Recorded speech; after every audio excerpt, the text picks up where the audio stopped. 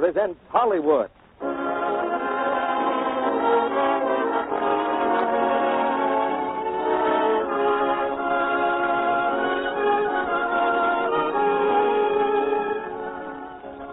The Lux Radio Theater brings you Bonita Granville, Otto Kruger, Kent Smith, and Walter Reed in Hitler's Children.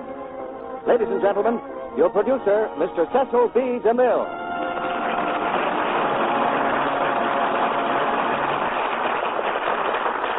Greetings from Hollywood, ladies and gentlemen. A few months ago, a bomb struck Hollywood.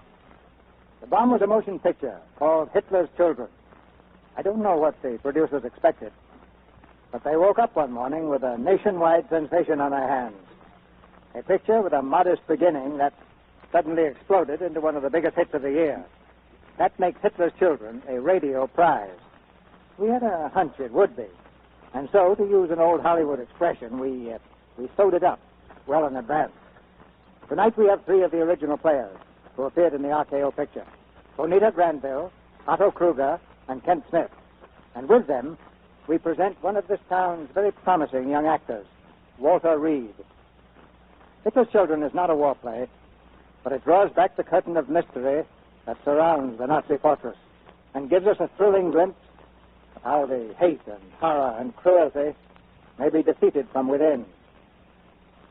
This is the time of year when I take on a rather dangerous job, and the popularity of Lux toilet soap doesn't make it any easier. The graduating classes at various schools and colleges around the country send in photographs of the girls in the class and ask me to pick the most beautiful. Fortunately, for my peace of mind, the losers are always good sports, because the decision is usually a close one. There are many types of beauty among the girls in these photographs, but nearly all have one thing in common: a lovely complexion. Without that, the most classic features have no charm. And guarding this prize for the loveliest American beauties is our good friend Lux Toilet Soap.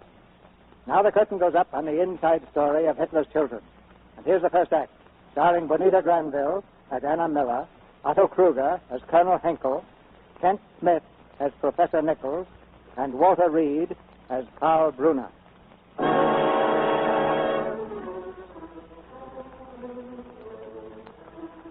The youth of Germany have dedicated their lives to the glory of Adolf Hitler. The crooked cross of the Nazis is emblazoned on their arms and in their hearts. They live for the Führer. They are ready to die for the Führer. They are Hitler's children, healthy in body, diseased in their young souls. Professor Nichols knew them well. He conducted the American school near Berlin back in 1933. Our building was just across the way from the German school. I used to watch them drilling in the park. Boys from 10 to 16, the young folks. They were taught to march together and to think together. Their minds were the same as the uniforms they wore. I remember one spring afternoon in 33, my boys and girls were playing ball in the yard. Suddenly there was a fight. When I ran out, I saw my kids and the German boys. They paired off in a grand free-for-all. Give me that ball, you! Give it to me! Say please. I will not say please. Boy, stop this fighting. Anna, stop it, I'm surprised. They started it, Mr. Nichols. I knocked out a good three-bagger, and they wouldn't give me back the ball. Stop this fighting. Stop it. Dr. Smith. Dr. Smith. Yes, Professor Nichols. I'm afraid someone may be hurt if this keeps up. If you call your boys off, I'll do the same with mine. Really, Professor Nichols, surely it is not my duty to interfere with a popular demonstration. Popular demonstration? Very well. You won't step in, I'll have to. Achtung! Schluss jetzt mit der Keilerei! Angreifen! Sorry I had to steal your stuff, Dr. Smith. All right, boys and girls, back into school. You've had enough recreation for today. I'd like my ball, if you don't mind. Well, suppose I do mind. Well, if you boys insist on another popular demonstration, just say so. Here's your ball, Fraulein. Thanks. Oh, my name's Karl Bruner. What's yours? I don't give it to strangers. And tell your Nazi friends to stay off our ground.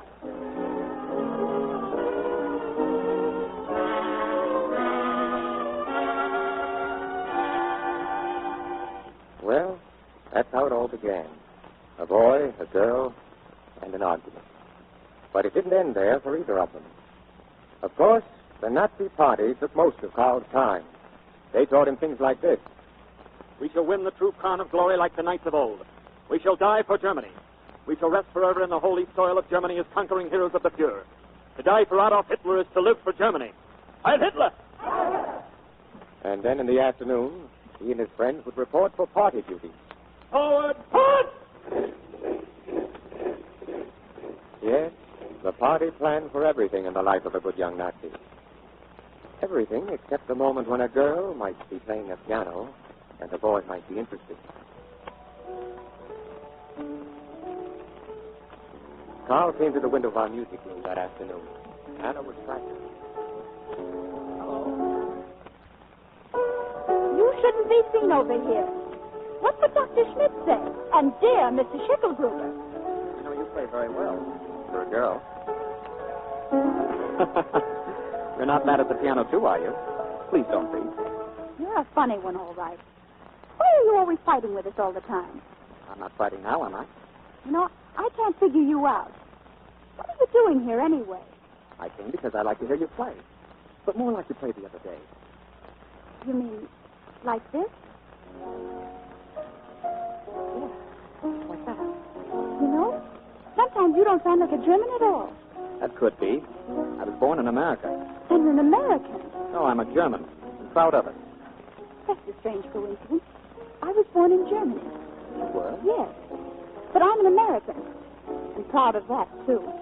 But if you're an American, what are you doing in Germany now? My parents loved Germany. They wanted me to love it, too. So they sent me here to live with my grandparents for a while. Mom and Dad are still in New York. But how is it that you go to this American school? My parents wanted to be sure I'd come back an American. Do you really want to be an American? Want to be? Listen, my friend, I am an American, and if you have any objections, just put up your fist. Please, this is not another popular demonstration.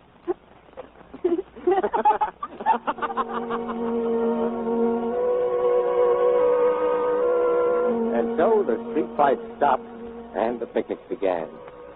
About every other Saturday, Karl managed to slip away with Anna and me.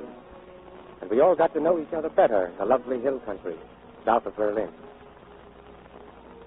We used to sit under the trees near a stream, and I'd read aloud to them. And so he dreamed all his life that he might find the perfect moment. And toward the end of his days, he summed up his dream like this. If the whole world I once could see on free soil stand with a people free, then to the moment might I say, linger a while, so fair thou art. Gee, that's beautiful. That would be a wonderful moment, wouldn't it? That's good poetry. But who'd want the whole world to be free? It'd never work. Well, the world's never had a chance to try it, Karl. But the dream's growing.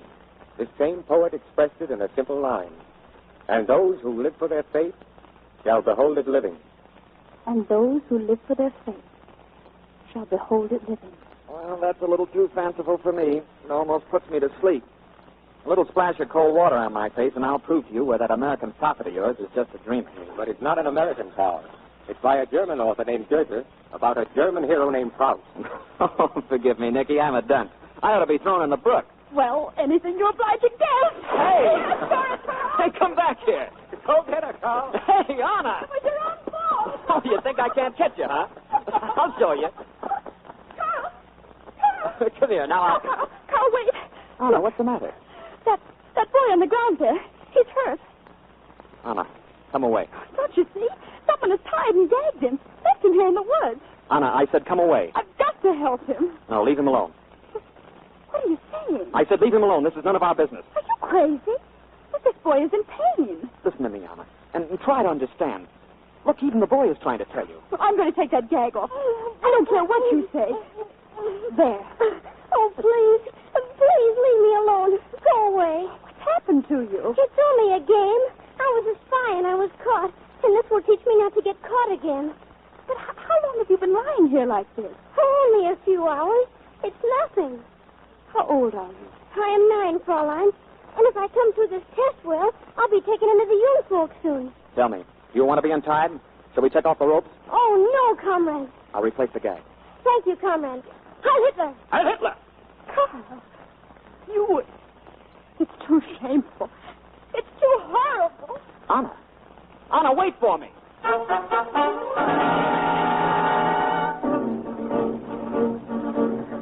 That was the last we saw of Karl for a long time. He was swept up in the storm that was sweeping through all of Germany. The new order was on the march, trampling life and liberty into the dust. By May the 30th, 1939, the fires of freedom were burning very low in Germany. But so far, our school was untouched. It was Memorial Day, and we gathered to celebrate.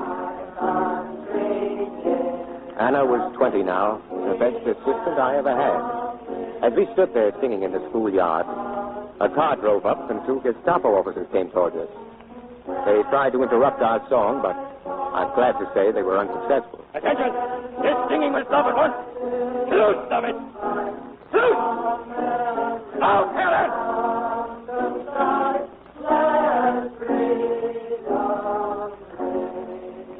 Professor Nichols? Yes? What seems to be the trouble, Sergeant? The Ministry of Education requires the instant dismissal from your school of all Poles, all Jews, all Lithuanians, and all persons of German blood. But this is an American school. We accept anyone who wants to come. I know nothing about that. Those whose names I read will fall out at once. Stein, Sarah, Solbach, Martin, Project, Stevens, Horowitz, Ivan, Muller, Anna. Muller, Anna! My name is Miller, Anna Muller. But I'm not a student. I'm a teacher here. You live with Mr. and Mrs. Max Muller, Königstrasse 137? Yes, they're my grandparents. They're German, but I'm an American. Nevertheless, you ought to fall out, too. Look here, Sergeant. Miss Miller's an American citizen. I refuse to allow... I have my orders. If you have any objections, take them up with the lieutenant. Very well. Where will I find the lieutenant? Follow me. We followed him into the building. At my desk, there was a Gestapo officer, a lieutenant. He didn't look up. I couldn't see his face. Herr Lieutenant, this is Anna Muller. Anna Muller, yes. Lieutenant, I demand to know by what authority students are being removed from my school. By authority of the Gestapo, is that sufficient? Not in an American school. The orders have nothing to do with Americans. They apply to Jews, Poles, and Lithuanians. We are also removing all persons of German blood immediately. But there are no Germans in this school. Anna Muller is here. Why, Karl. Karl Bruner, don't you remember it? Professor Nichols and Anna Muller from the school here. Karl. You were born in Germany, Fraulein? Oh. Yes. But I'm an American. Your parents were also born in Germany? Yes. The record is quite clear, Fraulein. We shall be pleased to look upon you as a citizen of the German Reich. Aren't you again overlooking the fact that her parents became citizens of the United States? She's here on an American passport. We are now in Germany under German law. Whoever is born in Germany is a citizen of the Reich while on German soil. Well, that's rather new and arbitrary, isn't it? Arbitrary? Is the professor implying that it is not an honor to be a citizen of the German Reich? It's undoubtedly a great honor for Germans. But the American embassy may have another opinion about Americans. You may do as you wish about that, Herr Professor. Sergeant? Yes, sir, Lieutenant. You'll take Fraulein Miller with you. Wait. Where are you taking her? Where? I demand to know. That is also a matter between Germans, Herr Professor. The Reich will decide where and how Germans can best employ their abilities. Take her, Sergeant.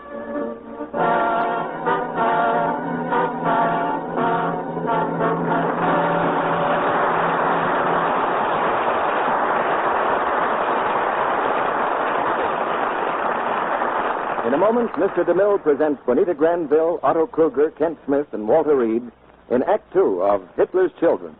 Mr. Kennedy, Yes, Sally? I've been reading in the papers about all these plans. Tax plans and security plans, and, well, I've been thinking. Good, Sally. So many pretty girls don't. There you go, not taking me seriously again. Now, here's what I thought. What's the matter with talking about our plans? What plan, Sally? Why, our 30-day complexion plan for women everywhere. Sally, I believe you've got something there. You mean, let's talk about the Lux Soap facials Hollywood stars use. Yes, of course. And if women will give the Screen Stars Beauty Soap a trial for 30 days, they'll discover something. Wait, Sally. Don't get to the results till you tell what the plan is. Now, just what do these ladies do for 30 days? Why, they take active lather facials with Lux toilet soap regularly. Certainly will be glad they did, too. But, Sally, you haven't said how to take an active lather facial. It's so easy. You just smooth lots of the creamy Lux soap lather well into your skin. You rinse off with warm water and splash with cold, and then you pat your skin dry with a soft towel. And if a woman does that every day, Sally, She's just bound to be pleased with the way her complexion looks a month later. Especially if she takes these Lux soap facials several times a day and always at bedtime. it's Lux Soap's creamy active lather that makes this 30-day plan a success. That rich, smooth lather does a really thorough job of complexion care. Does it gently, too. because Lux soap is so pure and mild. Well, Sally, the most famous stars in Hollywood say they find these Lux soap facials are a wonderful help to softer, lovelier skin. And here's another nice thing about our Hollywood complexion plan. You can start at any time. Right, Sally. And tomorrow is a good time for the woman who thinks her complexion might be smoother and pretty. So here's our tip to these ladies. Why not put gentle Lux toilet soap on your shopping list right now? Now, Mr. DeMille returns to the microphone. Act 2 of Hitler's Children, starring Bonita Granville as Anna Muller, Otto Kruger as Colonel Henkel, Kent Smith as Professor Nichols, and Walter Reed as Karl Bruner.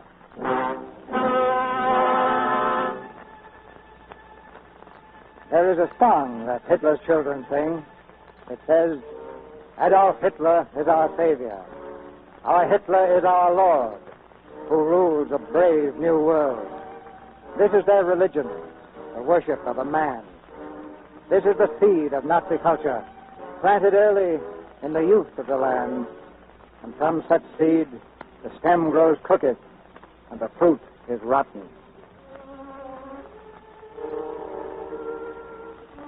Karl Bruner, our friend, sent Anna away. It wasn't hard to believe. I'd seen before the awful power of the Nazi system, the disease which infected the brains of their children. In the months that followed, I had no word from Anna. I tried to reach her by mail. I called on friends, party officials. And then, in desperation, it occurred to me that perhaps Anna's grandparents would know something.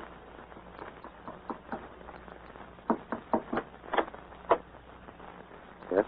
Who is it? It's Professor Nichols, Mr. Miller. Don't you remember me?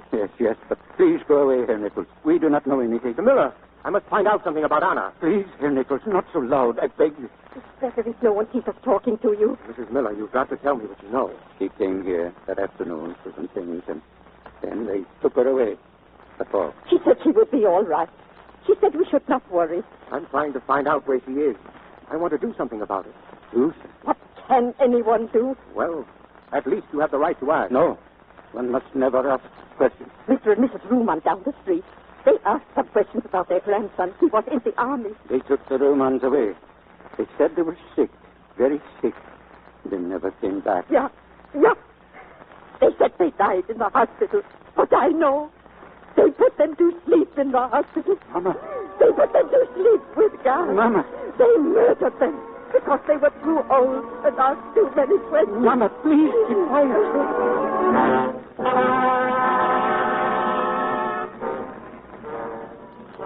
Fear. It was the same wherever I turned. Some terrible dread that froze people where they stood. And then I remembered Franz. Franz Erhardt. If anybody could help me, I was sure it would be Franz. A brilliant, courageous journalist who was respected by all. Nicky. Hello, Franz. Well, this is a fine surprise. Franz, I've got to speak to you about something. It's important. Please, if you don't mind, we just stay out here on the porch. You see, my boys are home this morning. Oh, two fine boys. But what they don't know, they won't tell to their troop leader. Franz, you mean you can't talk in your own house in front of your own children? Why, of course I can, my friend. Who said I couldn't? I merely said that spies are not free. Well, my friend, what can I do for you? I'm in trouble. They've taken Anna away. Well, now, who took her away? The Gestapo. The Gestapo. Oh, I'm sorry, my friend. I can do nothing for you. Nothing. Franz, we just can't let a girl disappear without doing something. Not so loud. Good morning, Herr Erhardt. Good morning, nurse. That woman is the nurse from the States. She has come to see the janitor's wife next door. Observe, my friend, how carefully the Nazis take care of their children. Good morning. Good morning, Frau Lennart. Good morning, Hans. Gerhard. Good morning. Well, Hans, what do you want to be when you grow up? I shall be a leader of stormtroopers. And you, Fritz? I'm going to be a fire. I'll drop bombs on Germany's enemies. Very good. All is well here, Frau Lennart, I can see. Oh, please, nurse. Yes? Before you go, things are so difficult. My husband works so hard and earns so little. We have so many... Oh, there. You've nothing to worry about. Remember, Frau Lennart, when you have your fifth child, you won't owe the state anything. You won't have to pay back the money the state loans you to get married on. The debt will be automatically canceled. Heil Hitler! Hi, Hitler. Come into the hospital. See, Nicky? The Nazi state is very generous. Yes. But you must not think it is unusual. That or the fact that I can't even talk in my own house. No, it is happening in every house and every street in Germany. And my friend, it's only child's play. Oh, that's no fun. Only child's play to what is about to happen. Franz, how can you stand it? You, of all people. How can you be so complacent? My friend, you can get off a train before it starts or after it stops. But while it is in motion, I wouldn't advise it. You mean you pretend you believe in this and go on writing in praise of it? What would you have me do? I wouldn't make a very good hero. Well, then I don't suppose you'll help me. Help you, my friend? I can't even help myself. Very well. Goodbye, Franz. Wait. Nicky, in such cases, they usually send the girls to the labor camp, Rheinsberg. Is it a prison? Prison?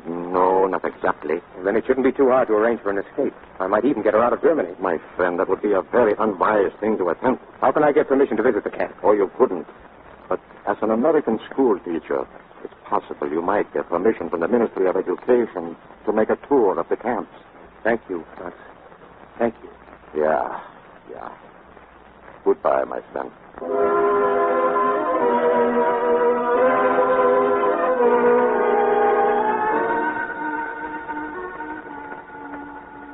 I will take up your request with the various departments, Professor Nichols. Well, thank you, Dr. Graf.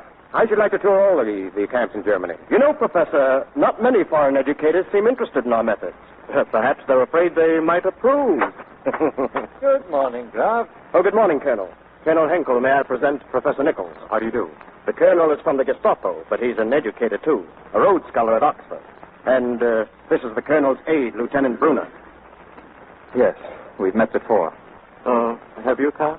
Where? I had charge of the detail to remove some foreigners from the American school. Oh, yes, of course. Colonel, the professor is eager to gain permission to visit our labor camps. He's interested in studying our new educational methods. Good.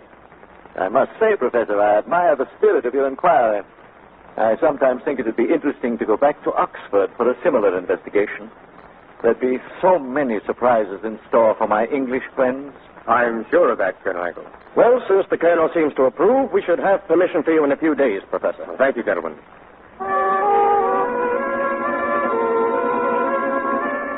I left the office then, but I got no further than the street. A Gestapo officer took my arm and led me back into the building, to Karl Bruner's office. You know why I had you brought back, Professor? You will inform Dr. Graf and Colonel Henkel that you have had a change of mind about your educational tour. Why? Because I know that you're searching for Anna. You must give it up. Do you understand? No, I don't understand. There are death penalties for many acts against the German Reich, Professor. I didn't know you were interested in my health. I'm not. I'm merely thinking of Anna's welfare. Yes, you certainly proved that when you sent her to a labor camp. A girl who never did anything physically harder than play a piano. Don't let words frighten you, Professor. A labor camp is not a prison. It's a place where young Germans make themselves fit for the duties of soldiers and mothers. It's an honor to go there. Oh. Do the inmates think so? Besides, Anna isn't in the labor battalion. Through my influence, she was able to get a position on the staff. Oh, so that's why you didn't expose me to Colonel Henkel. We will leave Colonel Henkel out of this. It might surprise him to know that a good Gestapo officer is interested in a girl who believes in freedom. It might surprise you to know that Anna's attitude about the new Germany is changing. If you persist in this search, you're endangering her position and yours. And perhaps yours? I warn you, Professor Nichols, if you... No use, Carl. I won't give up this search. I won't believe what you say until I see her. And I don't care what the penalties are. Suppose I could prove to you that she is happy and well off where she is now. Well, if you could prove it, yes. Very well, Professor. We'll visit her together. But you will please pretend that she is a stranger to you. You do not know her. I wonder if I will.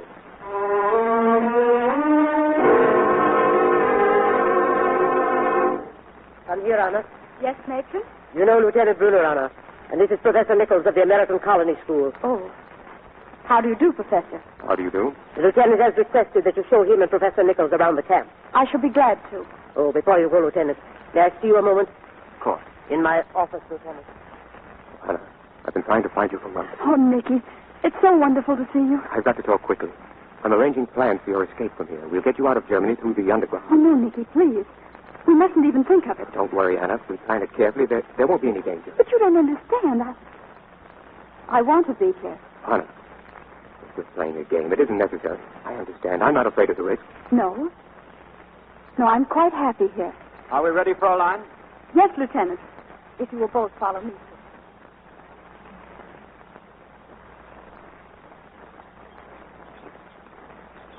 And finally, Professor, this is the rest home. Here the girls receive the finest attention the state can provide. You mean these girls are here voluntarily? They are drafted to serve just as men are in the Army, and they serve just as proudly. You will observe, Professor, that the rest home contrasts considerably with the other sections of the camp. As you have seen, they work hard and live simply to fit them for their duties. But when the girls come here, it is different. Nothing is considered too good for those whose children will belong to the state. Does the state also offer them the alternative of a home where a husband and wife can bring up their own children? We have put aside these old superstitions, Professor Nichols. I've heard enough. Thank you, Miss Miller.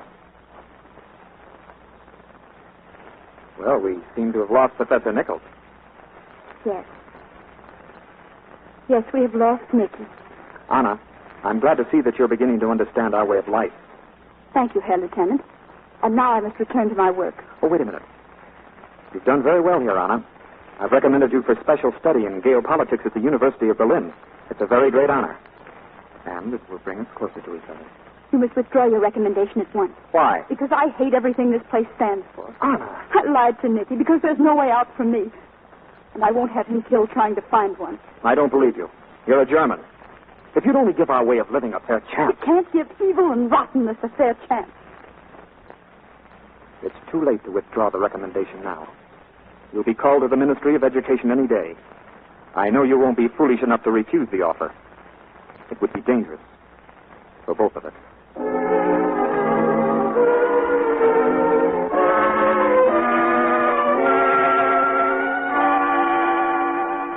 Fräulein Miller, this is a rare opportunity for you. Not every girl is invited to study at the university.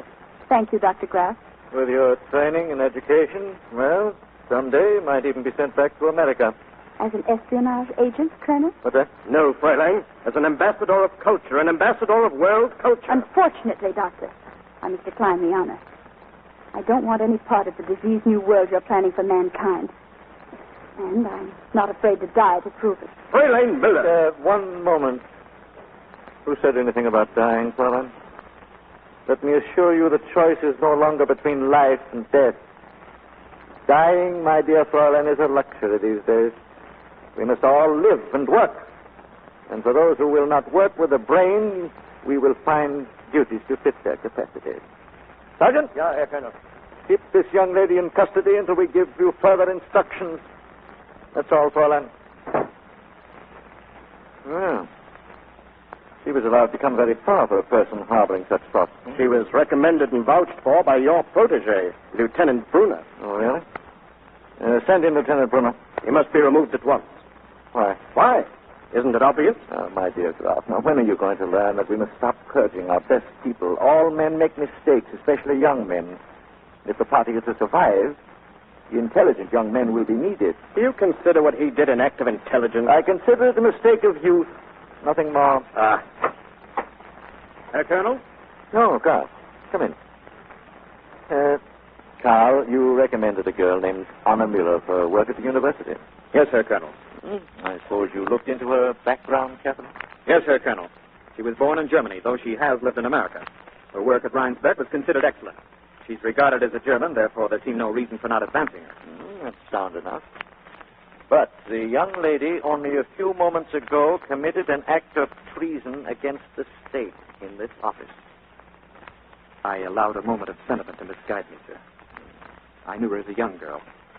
I regret it, sir. And what do you think we ought to do about her? There is no alternative. She must be sent to a concentration camp.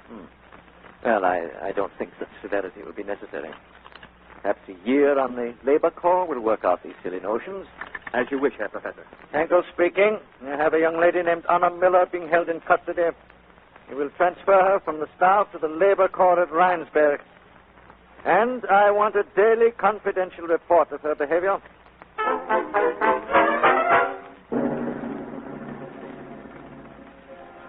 Behavior report to Colonel Henkel.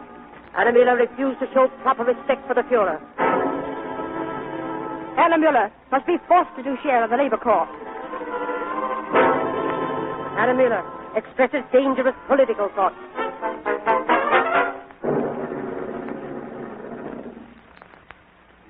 becoming worse, Frau Ritter? Yes, Lieutenant. She's a dangerous agitator. No corrective measures seem effective. All right. Thank you, Frau Ritter. Good morning, Karl. Oh, good morning, sir. Congratulations. I have good news, Karl. Because of your fine work on the Targler case, I have approved a captaincy for you. A captaincy? Well, thank you, Colonel. My only hope is to prove myself worthy of the honor. I have no fear of that. You know, Karl, ours is a most important calling. The Gestapo is judge, jury, prosecutor, all rolled into one. And only the best minds should be permitted to administer such power. Men of great strength of character, men to whom there is no other consideration than their duty to the state. And that is why I have sponsored you, Karl. Thank you, sir. By the way, have you received any reports from the camp at Rheinsberg? Rheinsberg? Yes. About the Muller girl? Yes, Colonel. Uh-huh. I have. And what do the reports say? They're very poor, sir. They consider her quite dangerous. Karl, there is no room for the sick in Germany. And the girl is sick in her mind. She is unfit to pass her type of thinking on to future generations. So I have recommended special treatment for her, Karl, at the Frauenklinik. Frauenklinik? Yes. Have you any other solution, Karl? Or what would you do if you were in my place? If I were you, Colonel, I should do exactly as you will do.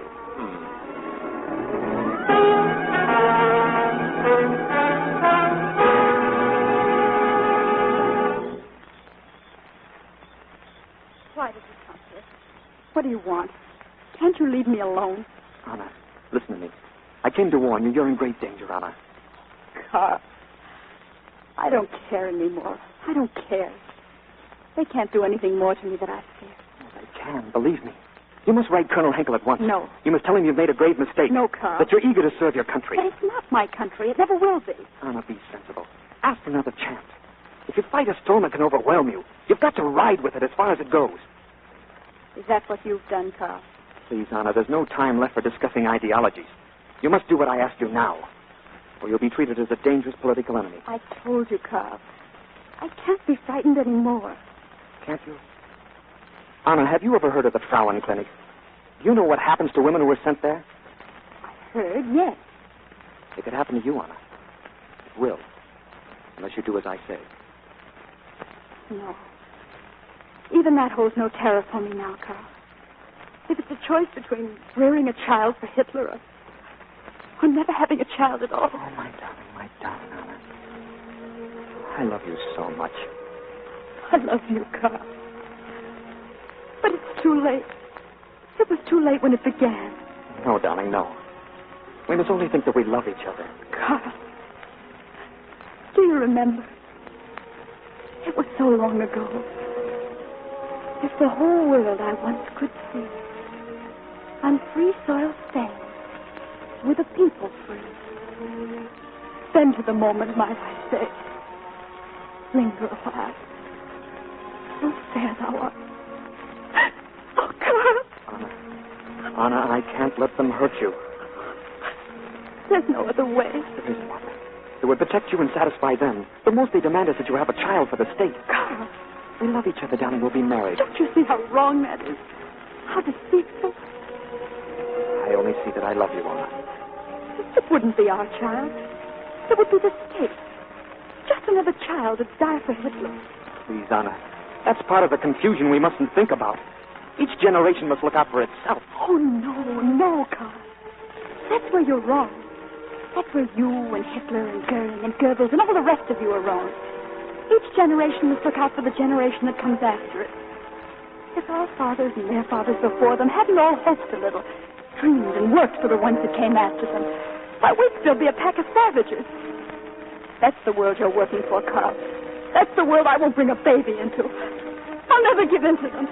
And then my son and his son won't either. I won't, Karl, I won't! I won't!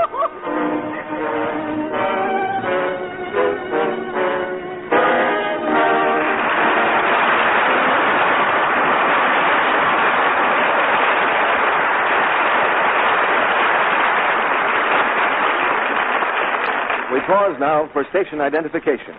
This is the Columbia Broadcasting System.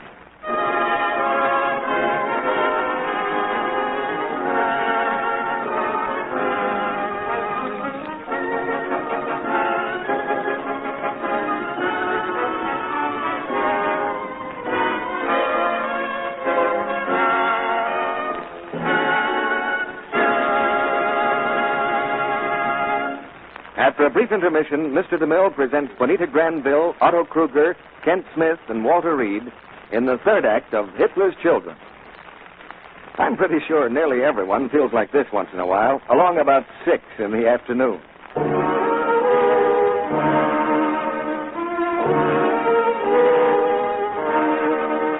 Yes, tired is what we mean. And if you're a busy woman with war work added to your regular duties, you know what that end-of-the-day feeling is like. But now, listen.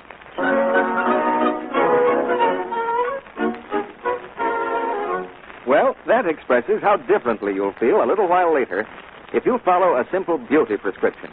Clever women have discovered... When I'm all tired out and have a date to keep, my Lux toilet soap bath is so refreshing. It gives me a real beauty pickup. Women find that Lux Soap's rich active lather carries away the day's dust and dirt in a twinkling, leaves skin fresh and really sweet. Yes, I love that creamy Lux Soap lather. It's so rich and quick, even in hard water. There's something truly luxurious about a Lux Soap bath. I see why screen stars call it a beauty bath. Well, you know, using this fine complexion soap as a daily bath soap, too, was Hollywood's own idea. Screen stars say active lather makes them sure of daintiness, sure their skin is exquisitely fresh. I'm keen about the Lux Soap perfume, too. It's the kind I like, not too heavy, and it leaves a lovely, delicate fragrance on my skin. It makes me feel sort of glamorous. And the fact that Lux toilet soap is hard-milled, made to last and last, is something I know you wise and thrifty buyers will be glad to hear, too. If you're not using Lux toilet soap for your daily beauty bath, why not try it? You're sure to like the sense of well-being this luxurious bath will give you.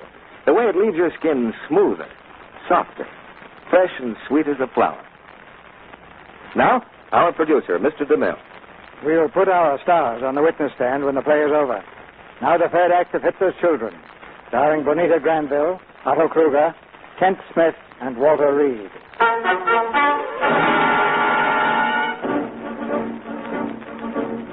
It was a few days later that Anna escaped from the camp at Rheinstein. She hid that night in a farm wagon while the soldiers searched the woods. Then in the morning, she found herself outside a church. Here was refuge, she thought. With her cape thrown over her head, she stumbled through the cathedral doors. The bishop was in the pulpit. My dear good people, I shall not speak to you this morning upon the gospel for today. For today the gospel must speak for itself. I shall speak instead upon a very different gospel. The gospel according to Adolf Hitler. For the time has come, my friends, when you must choose once and for all between the gospel of Christ and the gospel of the Nazis. There can be no compromise between what is right and what is wrong. There is not one set of rules for Germans and another set of rules for the rest of the world. The rules are the same for everyone the world over. We must love the Lord our God with our whole heart and with our whole soul. We must think what we live and live what we think. And if to do that is to die... Stop! There's a girl hiding here in this church. We'll please dismiss your congregation at once. We will stand guard on the doors as they go out. You up there! You hear me? Tell these people to go home. And so, my dear friends, if to live what I think is to die for what I think, then I say, let me die, when I am still proud I am a German. I will ask once again, dismiss your congregation, Bishop. Very well. Take this man to the Gestapo. No, wait. I'm the one you want. I'm here. Please don't take me. Don't.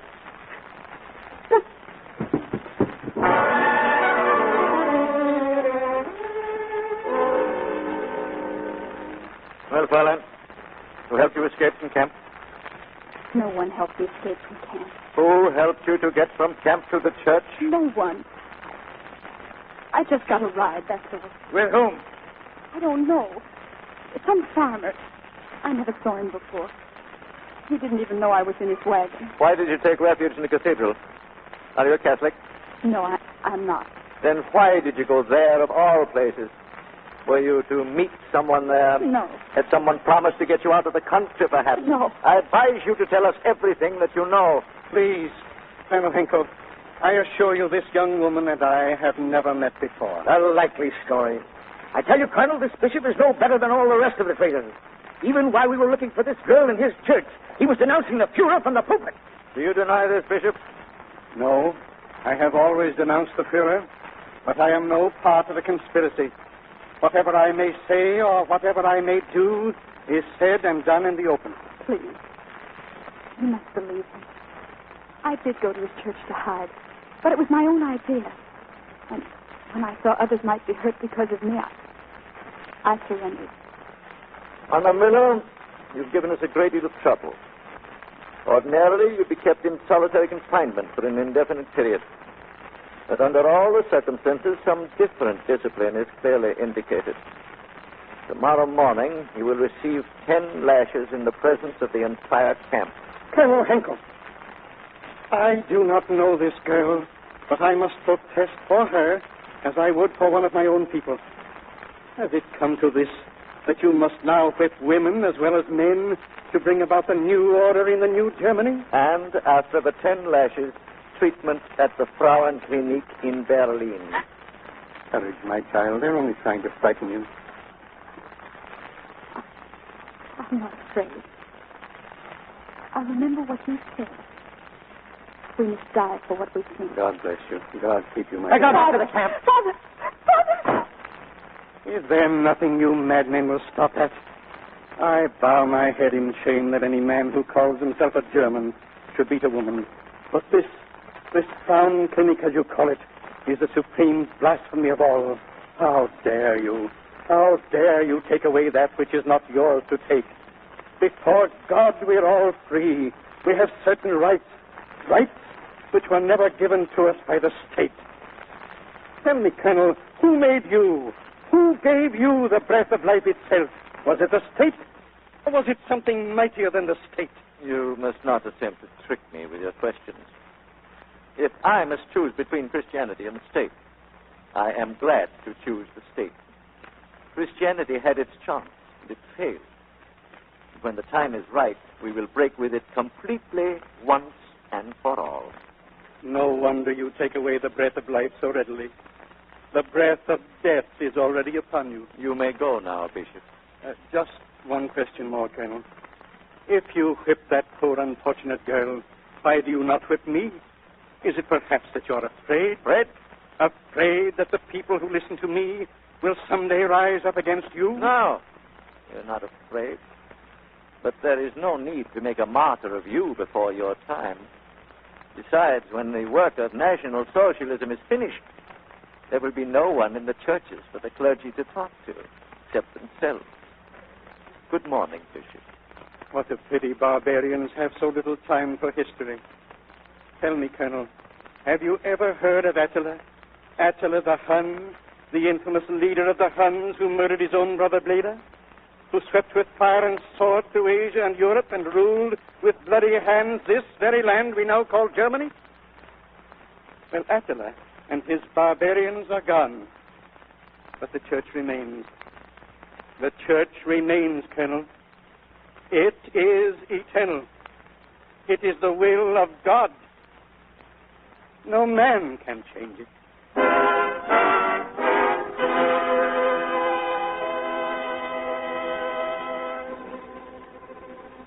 They came for Anna at dawn. Before the whole camp, they marched her to the whipping post. She knelt there with her hands tied, her lips moving in a silent prayer. Karl Bruner was there, too. He'd been sent by Henkel to test his loyalty. His face was pale, his eyes half closed as if to shut out the awful sight. Shall I begin now, Herr Captain? Yes. Stop it! Stop it! Stop it! Give me that whip! Chester, have you ever tasted it? Now untie your hands. Do as I say, untie it! Cut. Oh, God. Anna, no matter what happens, you're never right. I don't care what happens to me now. You know this will be the end for both of us, don't you? I don't care. I'm not afraid. Anna, just once while there's still time, I want to tell you I was wrong, Anna, horribly wrong. And just once again, I want to tell you how very much I've loved you all the time. This isn't the moment to choose, Anna. But to the moment, my love. Lean forward. So still as I was.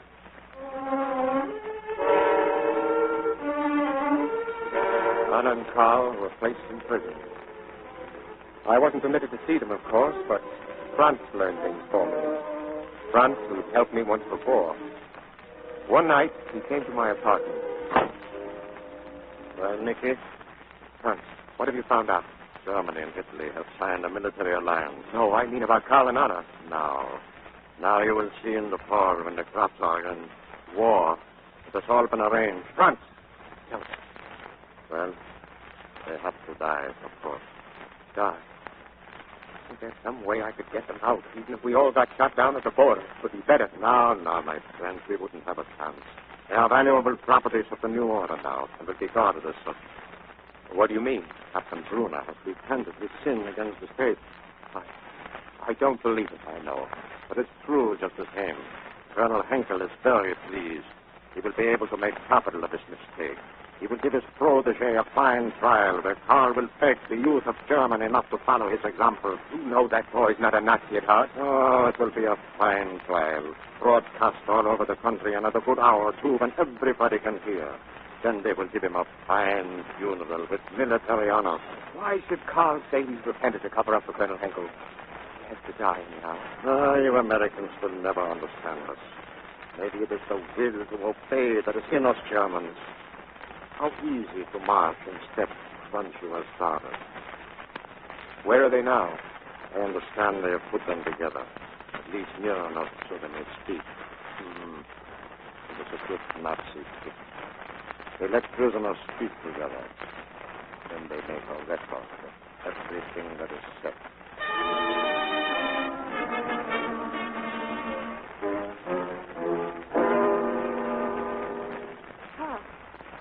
Karl, can you hear me? I have nothing to say to you, Anna. Karl, what have they done to you? I don't care what happens to me so long as you love me. But never stop loving me. I would be afraid, then. Really afraid. I'm sorry, Anna. I lost my head. I didn't know what I was doing. I cursed the day I ever met you. Karl. I don't believe it.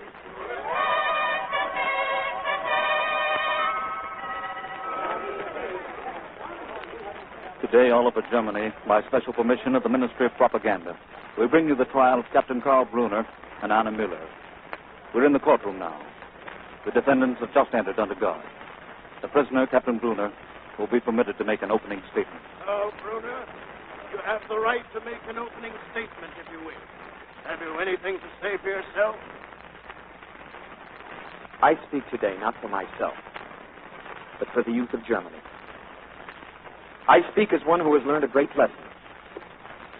Our Fuhrer, our beloved Fuhrer, has often said that the future belongs to youth, and that the youth belongs to the future. And I know now how true that is. I beg you all to be warned by my example. I thought for a while it would be fun to be free, to do just as I wished. I was willing to serve the right, but I was not willing to obey it in all things. Some things I wanted to decide for myself. Some things I said were no business of the right. Yes, in some things I put my will above that of the Fuhrer. From all this I have learned a great lesson. And the lesson, in the words of a German poet, is this: those who live for their faith shall behold it living. And my faith, my friends, is the faith of the great Goethe. If the whole world I once could see on free soil stand, with the people free, then to the moment might I say, linger a while, so fair thou art.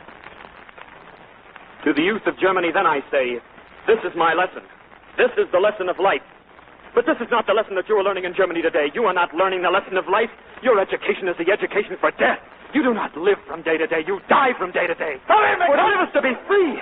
Have you any idea, my friends, what it's like to be free? Well, I'll tell you, for I was a free man once, and once you've had a taste of freedom, nobody can take it away from you. It's like a breath of fresh air that lasts to eternity. Long live the enemies of Nazi Germany!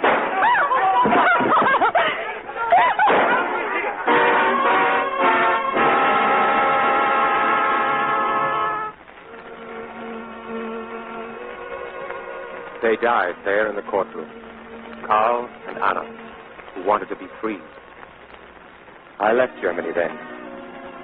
True, the fires of the Nazi faith were still burning, and Hitler's children were still swearing to die for him. But to me, the fires didn't seem to burn so brightly, and the voices didn't come up quite so bravely. And as long as there are boys like Karl and girls like Anna, truth will never die in this world. For as the prophets of old used to say, the memory of virtue is immortal, and we have a long, long memory.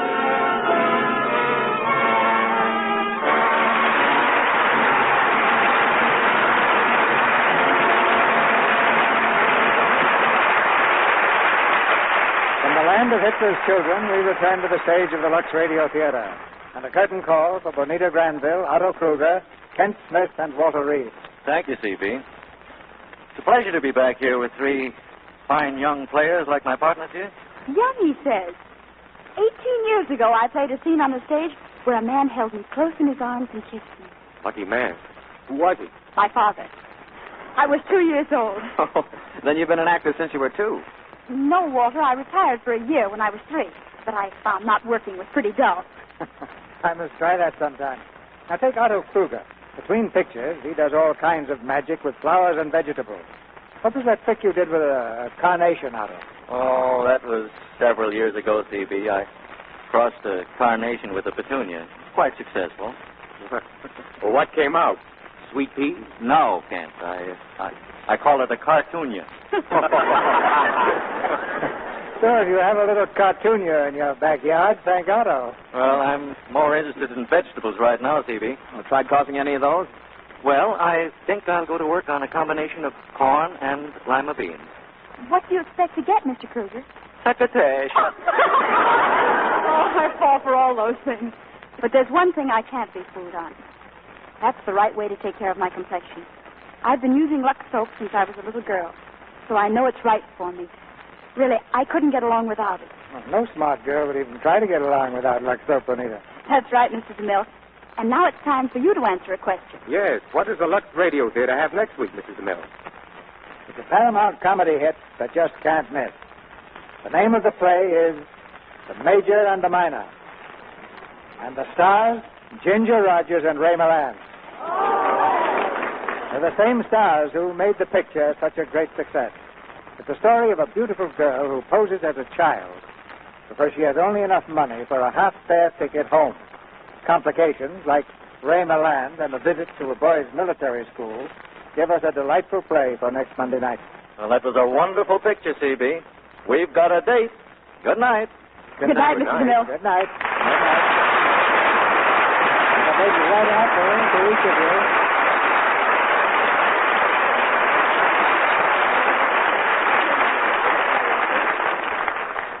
Ladies and gentlemen, America has some of the finest hospitals in the world.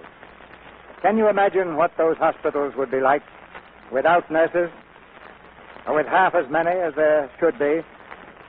Some of you remember the great influenza epidemic that swept the country during the last war. We don't want to fight another like that one with a scarcity of nurses. The plain facts are we just haven't got enough nurses. The supply is dangerously low right now, and many more will be required to save the lives of our fighting men. The solution is the immediate training of more nurses. So I'd like to urge the many thousands of girls who will graduate from high schools this year and their parents to investigate nursing as a career. For information, write to Student Nurses, Box 88, New York City. There's no finer calling than the saving of human lives.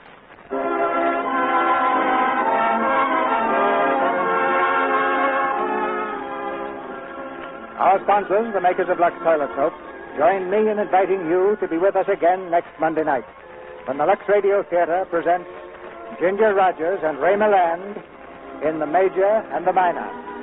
This is Cecil B. DeMille saying good night to you from Hollywood.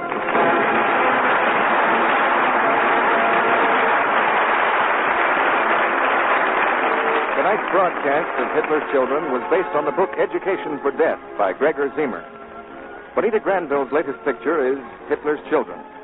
Otto Kruger will soon be seen in the Saul Lesser production, Stage Door Canteen.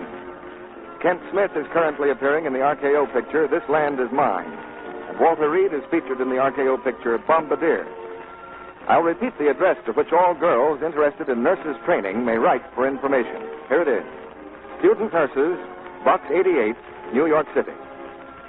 Heard in tonight's play were Norman Field as the bishop, Robert Harris as Dr. Graff, and Verna Felton, Leo Cleary, Claudia Dell, Charles Steele, Griff Barnett, Dick Davis, Regina Wallace, Fred Mackay, Cliff Clark, Carla Bohm, and Paul Hilton. Our music was directed by Louis Silvers. And this is your announcer, John M. Kennedy, reminding you to tune in next Monday night to hear Ginger Rogers and Ray Milland in The Major and the Minor. Mothers, what kind of vitamins do you give your family in these days of food rationing and shortages? Make sure you get enough. Get Vims. Vims are scientifically designed to help make meals complete. They give you all the vitamins government experts say are essential, balanced in the formula doctors endorse. In addition, Vims give you all the minerals commonly lacking. Get Vims at your druggist. VI for vitamins, double MS for minerals. Vims. This is the Columbia Broadcasting System.